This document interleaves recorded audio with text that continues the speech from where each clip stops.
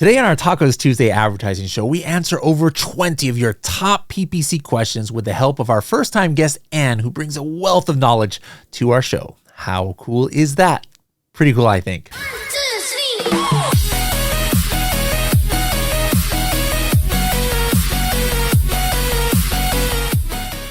Hello, everybody, and welcome to another episode of the Serious Sellers Podcast by Helium 10. My name is Bradley Sutton, and this is the show that is our Tacos Tuesday show, where it's actually a recorded live, where we're doing this live. Those of you here watching this on Tuesday, and we're going to be getting to all of your questions that you're going to have about advertising, about PPC, whatever you might want to ask about on that topic. And so we're, as always, we have different guests that we invite on, expert guests, and this will be her first time on the show. We're going to go ahead and invite up Anne from Pacvue. Anne, you notice my swag? I've got like this unique hat that I think we got at that one offsite. I've got the old school Pacvue.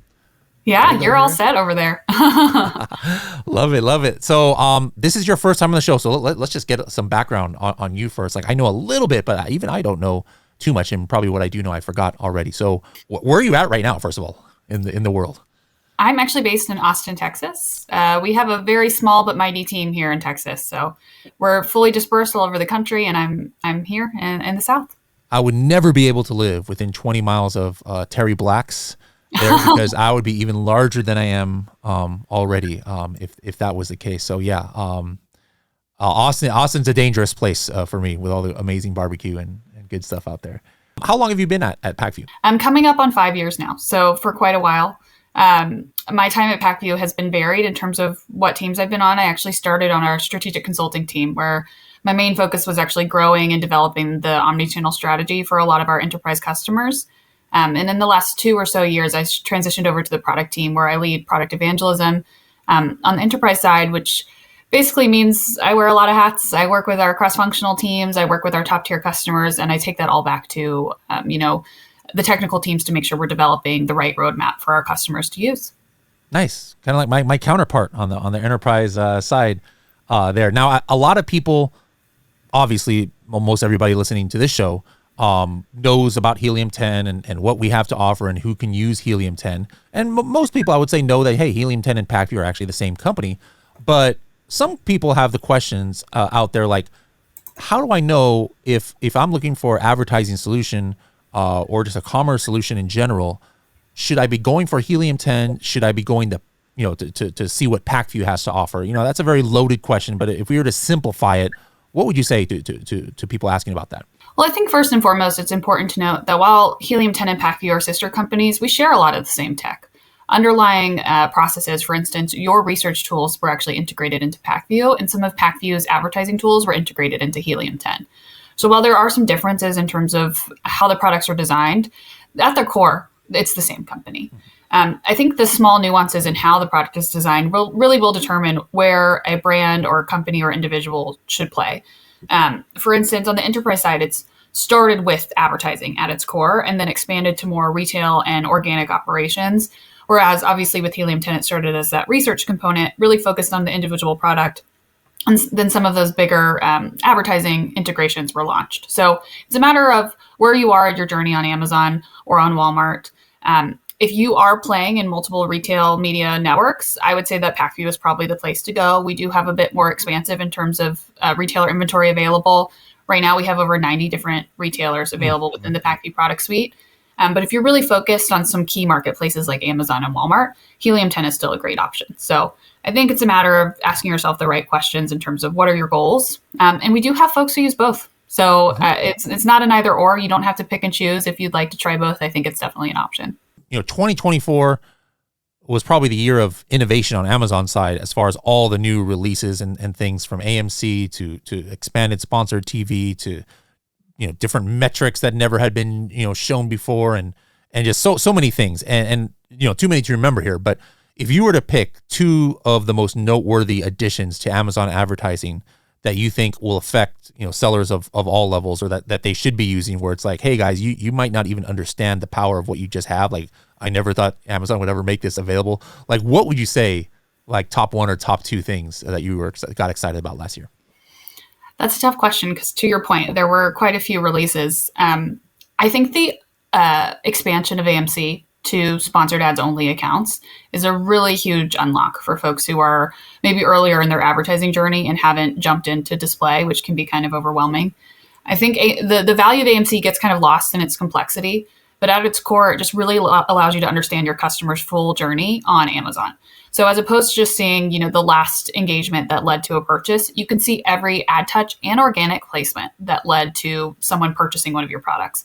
Once you start being able to look at data with that level of granularity, it essentially allows you to completely optimize your customer journey. And that will have an impact beyond just ads. It will also impact your product journey, the organic placements, how you set up your PDPs, et cetera. So I think there are a number of use cases for sponsored ads only AMC, and Amazon, as kind of a subheader to that, has released a number of actionable ways you can use AMC, even if you don't have DSP audiences.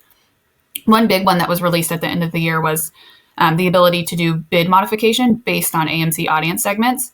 So if you're maybe, again, earlier in your advertising journey and you don't have huge budgets, this is a way that you can actually make your audience targeting more relevant for search. So as opposed to just targeting everyone who's searching for a specific keyword, you can say I'm targeting everyone who searched for a specific keyword, but also falls within this specific audience segment. So for instance, they visited one of your PDPs in the past. So it allows you to just make the group that you're spending money on more relevant, which means that they're more likely to purchase down the road. Awesome. Another big announcement, this is technically still in beta, but I think it's really exciting, especially for folks who, again, maybe are earlier in their journey on Amazon ads, is Performance Plus. So essentially what this is it's like AI recommendations driven by Amazon, and they recommend how you should optimize your account. So while with Pacvue and Helium 10, we have tools that basically do this optimization for you with automated rules and AI, they don't always give very specific recommendations.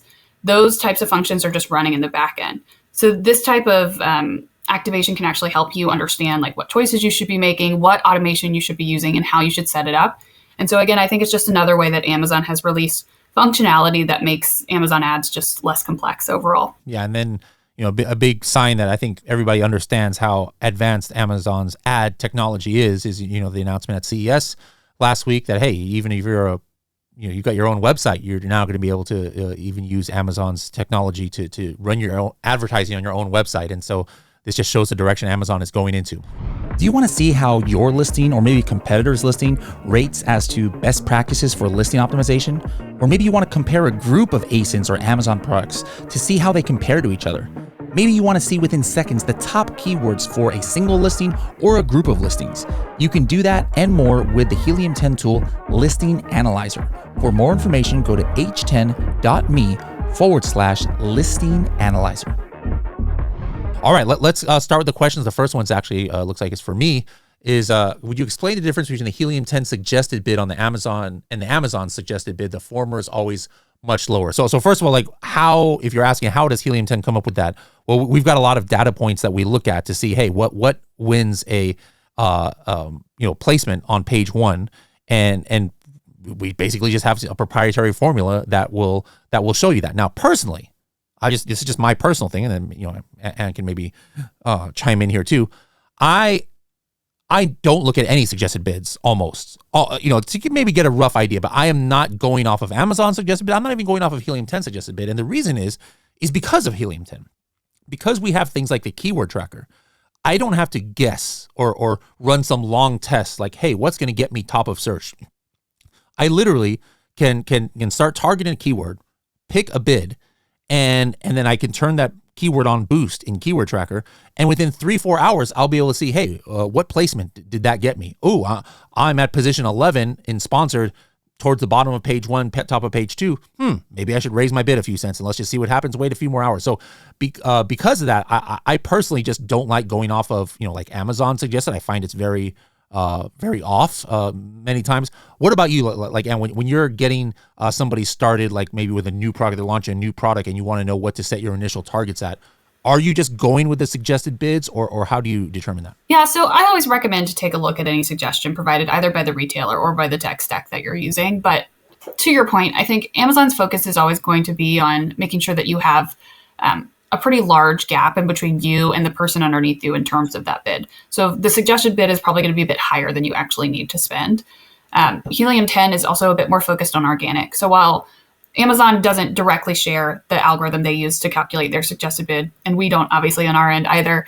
We do factor in a number of organic positions into why you should bid a specific way. So a lot of the product information that's in Helium 10 actually allows us to have what I would say is potentially a more robust algorithm and consideration in terms of what you should be bidding. All in though, to your point, I think it's just a starting point. So the suggested bid kicks it off, right? You can use that to launch your keywords, but then there's a number of automation tools and research tools that we have that help you optimize from that point on. So even if you don't start at exactly the right position, over time, you will start to boost based on some of the automation we have available. Another good question by Josh.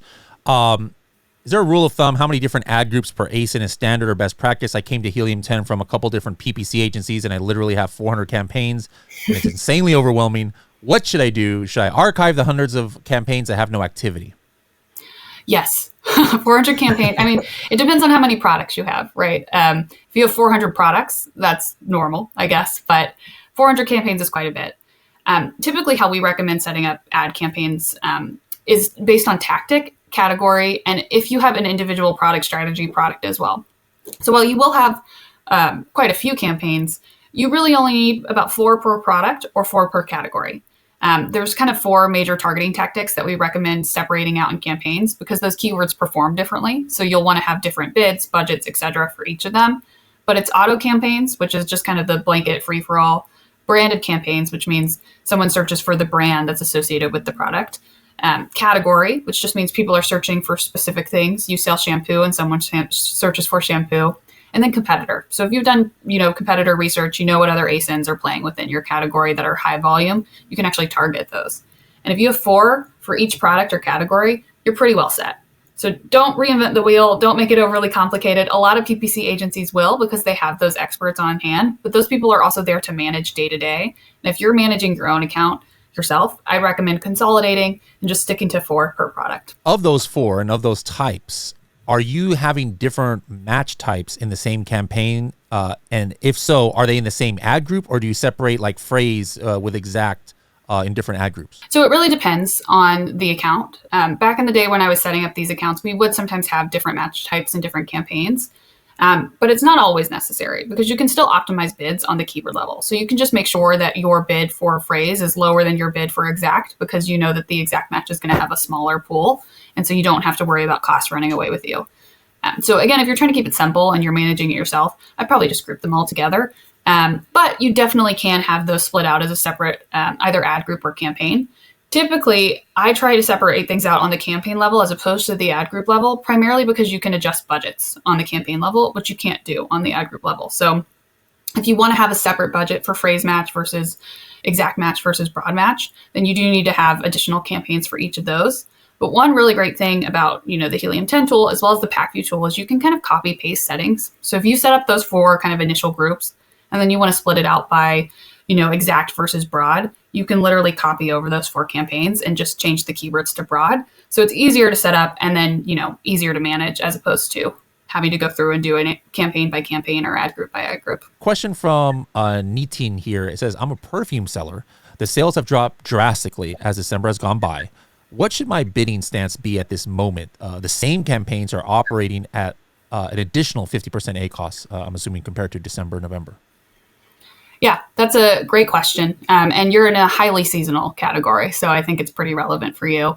We often see brands who do have highly seasonal products, chocolate, perfume, gift-focused products, or decor, will have bids that are 10x, or that are 10 times what they have in January and December. So I think it's definitely fair to say that you should reduce your bids and kind of focus on efficiencies at this moment. Because I'm sure you saw a ton of volume in December, and you probably want to hold on to some of your budget for additional seasonal periods that come throughout the year. For example, Valentine's Day seems like another great opportunity for your specific products to see an increase organically in volume, and then you can also increase that with your advertising strategy. So for folks who are selling products in these highly seasonal categories, what we recommend doing is what we call a micro-season calendar, where you map out what seasonal peaks are going to impact your product sales. And then you make sure that your budgets and your bids are highest in those moments. And then in the moments where you're maybe not going to see as much activity, you decrease your bids and you decrease your budgets to make sure that you still have some reserves for those bigger times of the year. I'll start off with an answer to this just to say what I do, and then let's get Anne's input. How often should we optimize our ads? Once a week or every few days? Like if you're trying to change things every 2 hours, that would probably be a wrong answer. But other than that, like it's kind of like whatever floats your boat. If you're trying to do it every 6 months, that's also a wrong answer. With Helium 10 Atomic, which I'm assuming you can do in Pacvue and many other tools out there. But what I do is I set my own custom rules. And then I have it checked like once a week. And I'm looking personally back like at a 60-day window. That's just how sometimes I'll look at different windows, but I'm like, hey, look at a 60-day window once a week. And here's what I want you to be looking for. Me telling Atomic, hey, be looking for this kind of thing and give me suggestions based on this. And then once a week, I'll go in there and I have personally maybe about, not too much, compared to others, but like 150, 200 campaigns I manage across 3 different accounts of mine. And I could usually knock out, optimizing, quote unquote, these campaigns in maybe 5 or 10 minutes due to all of the things I programmed into Atomic, which does most of the heavy lifting. And it's just a matter of me deciding, do I want to implement the suggestions or not? Do you have a rule of thumb, Anne, for you as far as like, hey, what's a good cadence for, looking to campaigns? This sounds like a cop-out answer. I feel like I've used it a lot, but it really depends on what your goals are, what category you're in, what your budgets are. I would say that if you have good tech, Atomic, AI ads, Pacvue, most of the optimization should be done in the background without you having to manually interfere. You can set up, for instance, rules in the Pacvue product, which says when this specific performance thing happens, for instance, my spend gets too high or my traffic gets too low, change my bid for me. You don't have to go in and do it. It's going to do it in the background. So in those cases, I would say check in once or twice a week. Make sure that things are moving in the right direction. You can make some manual tweaks to budgets or bids if you see an opportunity to do so. But most of the legwork is done in the background. If you're fully managing manually, no tech, no automation, no AI, I'd probably say you want to check in at least once a day, which sounds overwhelming. But if you don't, you have potential errors that could occur. For instance, your campaigns could run out of budget and it could be a key campaign for a key product and you're not showing any ads. That gives your competitors an opportunity to take some share away from you, which means that you might not get as many sales that week. Or your bids or keywords could be optimized incorrectly. You could be missing the opportunity to target a really high value keyword that just started kind of growing in popularity because you don't have keyword harvesting tactics active. So biggest recommendation is to make sure you choose a tech stack that can do a lot of this for you, and then check in once or twice a week. If you don't have that tech support, make sure you're checking in once a day. It doesn't have to be the weekends, maybe 5 times a week then. Just check in the mornings, make sure that your bids, your budgets, everything looks okay, and make some manual tweaks as you go. Brandon says, hey, Ann, when you do set up your clients for campaigns, how are you getting outside traffic into Amazon? Are you running like a blog on Shopify that runs Google ads into Amazon? Or what kind of outside traffic do you focus on? Well, the real answer is anytime we're trying to connect outside of the Amazon ecosystem, most of the enterprise customers use display. So that's Amazon DSP, not sponsored display, which obviously has some similarities. The main reason for that is because a lot of the outside traffic or the inventory for placements outside of Amazon is going to be more visual. And also it's not keyword focused, maybe with the exception of Google, which is search-based. A lot of it is going to be more so about the person that's moving around the internet and not specifically a keyword that they just searched for. So I'd say, though, it's sometimes overwhelming for folks because programmatic advertising is a whole new ballgame. Display can be a really great way to grow your audience on Amazon with folks who are, relevant in other places. It also allows for tracking across various websites, whether that's, your Meta account, your Google account, your D2C website, whichever. That being said, I would say that on Amazon traffic is pretty vast. There are a number of folks within categories or cross categories. So before I would say you move to trying to pull converters from off Amazon, I would make sure you're totally tapped out on the Amazon market.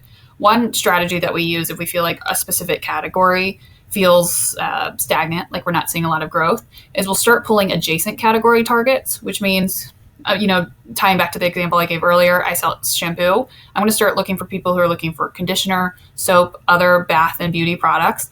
That allows you to grow your audience on Amazon with the tools that are available within sponsored ads and search without having to get overly complex about pulling them from Google or whichever.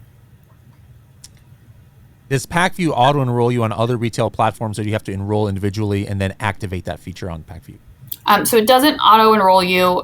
Most of the other retail platforms require authorization by the brand or seller. So we let you pick and choose which retailers you pull into Pacvue, and we authorize by retailer. But we do have connectivity between all of the retailers within our ecosystem. So while you do have to do kind of a first step, which is authorizing by retailer, then we actually pull in cross-retailer reporting, cross-retailer functionality, so that you can see the full picture and not just that individual retailer or marketplace. How do you forecast ACoS for a new product launch? That's difficult. A lot of it is either going to be based on other products within your portfolio in that same category or some guesswork, right? We have research tools that allow you to see the volume that can show you things like bids. And so you can back into based on the volume, based on the bids, and based on estimated click-through rate, which can either come from other products or other research tools, what your spend will be. And then if you have also estimated conversion rate, that's when you can start factoring in what my sales would be and calculate ACoS. There's a lot of guesswork in the kind of initial stages of setting up an account, but that guesswork is much more accurate and supported with tools like Pacvue and Helium 10 because of the research tools that we have at our disposal and just the amount of data that we've saved for so many products. You're able to go through, look at comparable ASINs, look at comparable SKUs, and make calculated guesses. This is a philosophical question we always get, so I always like asking it when somebody does. Hey, I'm already ranking high organically.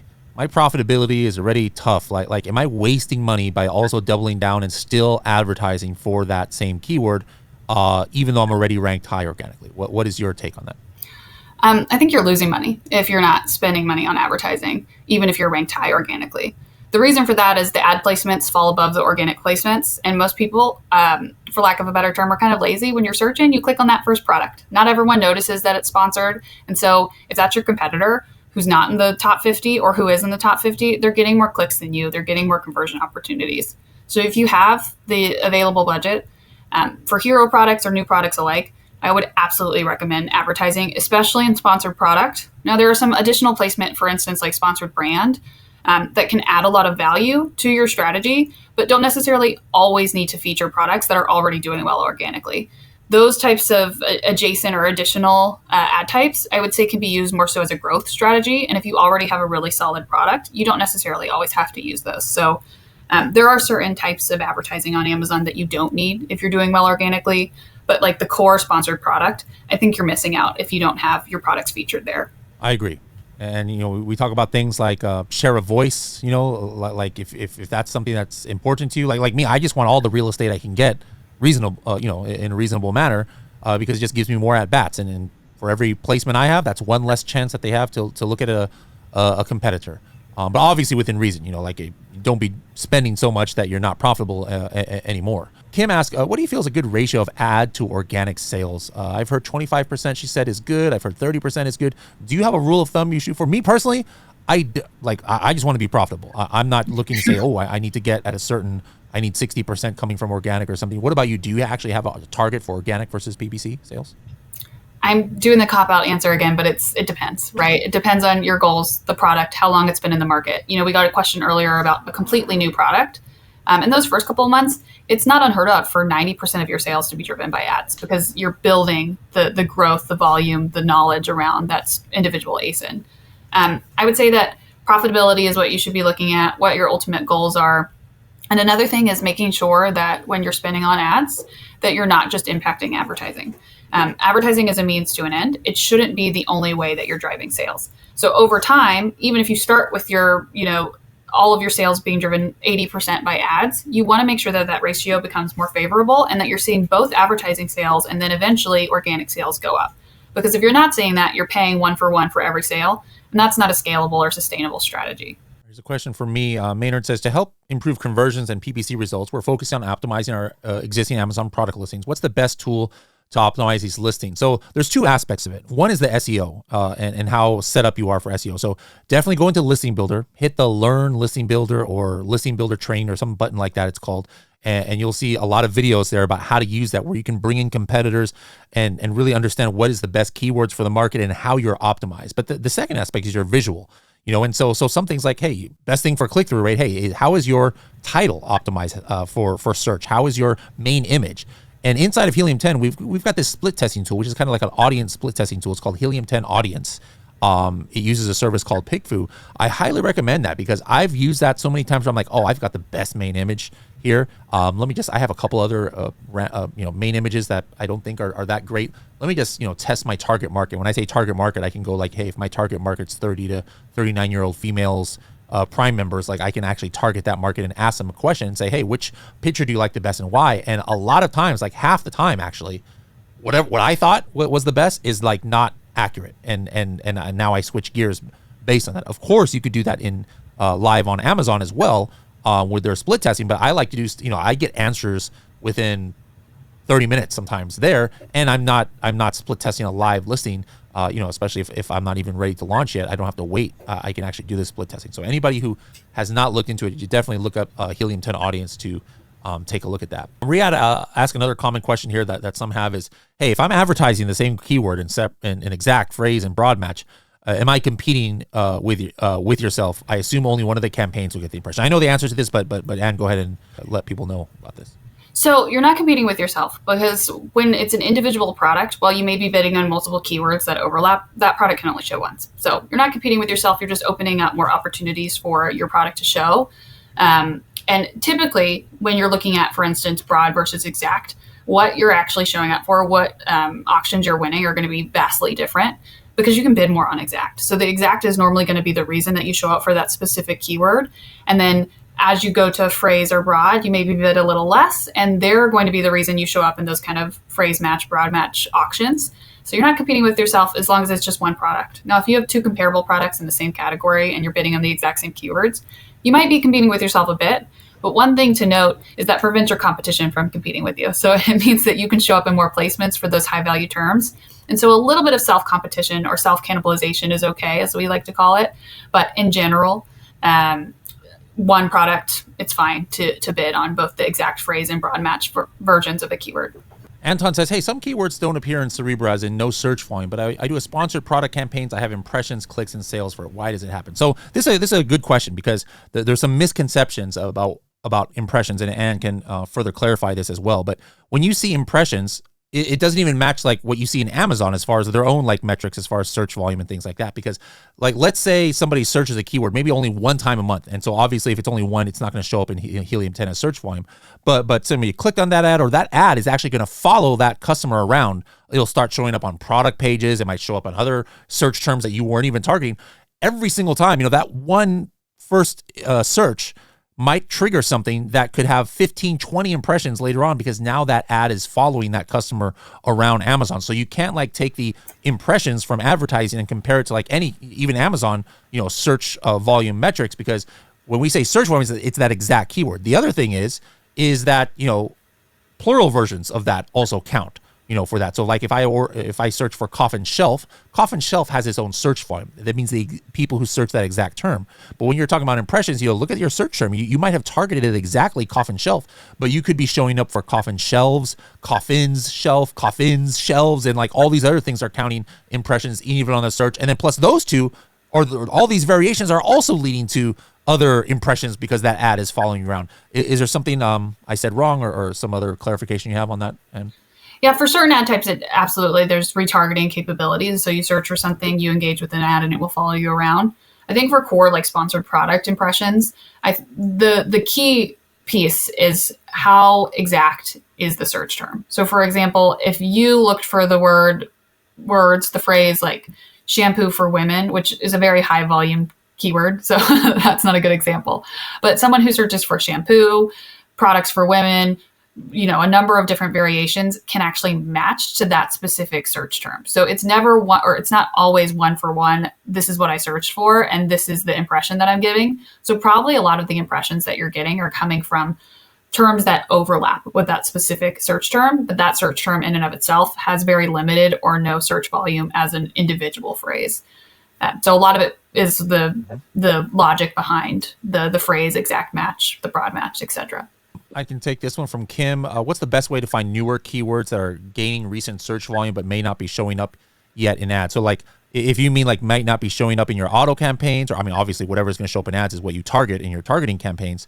But like, if you're just asking generally, hey, how do I find trending keywords in your niche? Then yeah, definitely be looking at Helium 10. And then I would be looking at some of the top competitors too. There's a feature in Insights Dashboard and Keyword Tracker inside of Helium 10 where, you know, we're going to pick up on search volume right away. There's no such thing as, this brand new keyword has 8,000 searches in the last 2 weeks and Helium 10 doesn't know about it. It's going to come up within 1 week, you know, even if something pops up. But we have this keyword harvesting. I bet you Ann doesn't even know about this. I'm not sure if she knows about this feature in Helium 10, where in our keyword tracker, you can say, hey, here's my competitor. You know, I know they're top class and they're going to pick up on these trends, but you can actually say, hey, if there's a keyword that all of a sudden gets more than X search volume, whatever you determine, 300 or 400 or 1,000, and my competitor is showing up either in ads or in, organically in the top 15, meaning that they might be getting sales from it, give me a heads up. So instead of you having to go search like every day or do some search or run Cerebro every week and see where your competitors are,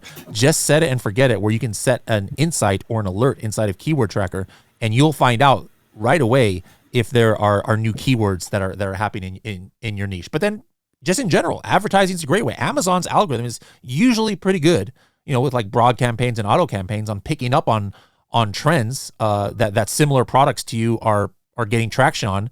And if you've got an auto campaign with a decent budget, I would venture to say a lot of the times Amazon might start showing you on their own. Let's see. Henry says, do you have any recommendations for managing advertising for a large catalog of small ticket items that are less than $15 each, often with not that many direct competitors? Not that many direct competitors is an interesting factor in there, because I would say if you have a large catalog of smaller products, I would group them based on similarities so that you don't have to have campaigns for each of them, and that you can kind of disperse the budget based on the highest performing product, as opposed to spending a lot of money for a product that has an ASP that's lower than $15. So I would still recommend that in your case. Not having many direct competitors, that might actually be the factor that you want to group your products by. So as opposed to looking at like attributes, instead look at, are they more competitive, and group them based on competitiveness. So for instance, if you have 1/3 of your catalog that maybe has some competitors, you group those together. 1/3 that has a lot of competitors, you group those together. And then 1/3 that are maybe less competitive, group those together, and spend more in the area where you have more competition, so that you're gaining that share with ads versus spending in the area where you're organically doing well and you don't have a lot of competition. So you maybe don't need as much budget and with those products. Joseph says, how do you determine which products would be best for display ads for traffic off of Amazon? We've got 300 products and don't know where to start. That's a great question. I would say, what are your hero products? What are your hero ASINs? And what do you expect to make the most money with? That's step one. Typically, we recommend, if you're running both search and display, to start with your hero products and then any new launched products. Because one thing about display campaigns and off Amazon traffic is there's a lot of it. So if you have a new product and you're trying to get the word out about it, trying to get more engagement on that PDP, having off Amazon ads can really help with that. So really two camps. Hero products, they're going to drive a lot of sales. I want to make sure they're getting in front of people. And then, those new products that maybe need a little help in the interim. Everything in the middle, that's, obviously still important, but not as much of a priority for your goals for the year or the month or whatever. Those don't necessarily need display campaigns. You can just focus on ads on Amazon. Pierre says, how to avoid competitors from wasting our ads and increasing our ACoS. We were stable 30 to 35% ACoS for years. And now we see campaigns going up to like 80% and sales are slumping. Yeah, that can be difficult if you have a vertical category or product that all of a sudden you see a spike in competition. It definitely will increase your ad spend and decrease your efficiency. I think the best way to combat that, if you don't have the budget to stay in the areas that you're currently playing in, is to find new keywords that are still relevant that maybe your competition isn't showing up on. One big way to do that is through long tail keyword targeting. But it's a matter of kind of testing and learning where they're currently showing up and where they're not. And those really highly relevant category campaigns, for example, category keyword targeting, that's where most people start when they launch a new product. So more than likely, that's the area. Those are the types of areas where they're driving up your costs. Another strategy that you could implement would be targeting their PDPs. So we've talked a lot about keyword targeting. You are able to actually target products. It's called product attribute targeting. So you can find their ASINs and start targeting them. It's kind of the opposite strategy. Do you fight or flight, right? The flight is going to find new keywords, new categories to play in. The fight is to start targeting their PDPs and essentially driving their cost up so they have less cost in those category areas to spend. Hamza says, I'm currently #1 ranked for one of my keywords. Now, whether I run PPC ads or not, he says, my sales remain largely unchanged, only a slight variation. Given this, I'm questioning whether it's worth continuing to run ads. This is similar to the other question, but a little bit more specifics here. My break-even ACoS is 33%. The ACoS for the specific campaign is approximately 48%, making it less cost-effective. What's your take on this situation? Should I continue advertising for this keyword? Probably not. If you have one keyword where you're doing extremely well organically, take the money you're spending on that keyword and find broader categories, broader keywords, longer tail keywords to start targeting. Because what you will see is that you're now using that budget to get new customers as opposed to using that budget to show up where you're already doing a good job. So there's certain keywords that, like we say hero products, we say there's hero keywords. If you don't have a lot of competition, you don't necessarily have to defend that keyword with ads. If you do have a highly competitive category, pulling away from that keyword with ads could cause an organic decline over time. So if you do decide to shift that budget to longer tail keywords or adjacent keywords that allow you to get that new customer acquisition, just make sure you keep an eye on your organic performance and you flip it back on if you're starting to see that decline over time. Another question here. If you have got brand, category, competitor, auto campaign, should you not be running Atomic AI advertising for each ASIN, or do you? So me personally, I don't run AI advertising and my regular set of campaigns at the same time. Our AI, I'm not sure how much you know about it, Ann, but I think ours is kind of built off of the Pacvue AI. Do you have clients who are running Pacvue's AI while also running simultaneously regular campaigns, and then why or why not? Yeah, so we have multiple uses of AI, and I know a little bit about AI advertising because it does the setup for you. In many cases, it might actually create multiple campaigns that align with the brand, category, competitor, auto campaign segmentation, because it's designed by folks who have been in the industry for a while, and that's a pretty standard best practice for a lot of people on the enterprise side. Additionally, often people on the enterprise side of the house will set up their campaigns and then activate AI. So they're segmenting their products, their keywords, their tactics out how they want to see it. And then they have AI do all the optimization, day parting, bid management, budget management, keyword harvesting, etc. So there are multiple ways that AI can be used. And I think in many cases, when AI advertising is set up, it will likely have some segmentation by tactic because it's designed to, suit industry standards and make sure that you're set up for success. Joseph asked how you learned about Amazon PPC and what's the best place to learn lesser known advanced strategies. Well, the lesser known advanced strategies, you're on there right now. Tacos Tuesday is a great place. Our blogs, podcasts, etc. But Andy, did you just start working for a company and just dive headfirst in, or what was your background? Yeah, so prior to working at Pacvue, I worked at an advertising agency here in Austin, Texas, back when we were all still in office. And I've been in the industry for well over a decade. So throughout that time, I actually started on traditional search. I think that's where a lot of people start, and that's like Google, Bing, etc. I started doing some social, and then this new thing called retail media ads started popping up primarily because of Amazon. And so a lot of the tactics and strategies that we were using for, channels like Google apply to Amazon PPC. There were just some nuances that we had to learn as we go. But after my time at that agency, I went to Pacvue, and I was able to work with a lot of really great enterprise brands who have a lot of budget, a lot of specific goals. And so in those ways, you really do get a lot of that kind of more nuanced experience. And that's when you start picking up on what works for specific categories, what specific keyword strategies, how you should conquest your competitors. And so a lot of it has been learning as I go.